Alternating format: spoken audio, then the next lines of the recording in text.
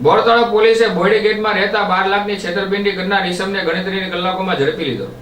ભાવનગર બોરતળાવ પોલીસે 12 લાખની છેતરપિંડીની ફરિયાદના આધારે બોરતળાવ પોલીસે બોયડી ગેટ જવાહર કોલોનીમાં રહેતો અસદ મોહમ્મદ અશફાક કાલવાને કોઈ માલ સામાનની લેતી દેતી બાબતે 12 લાખ રૂપિયાની છેતરપિંડી કરી હતી। તેના આધારે બોરતળાવ પોલીસમાં ફરિયાદ નોંધાતા પોલીસે બોયડી ગેટના શખ્સને ગણતરીની કલાકોમાં ઝડપી લઈ ધોરણસરની કાર્યવાહી હાથ ધરી છે।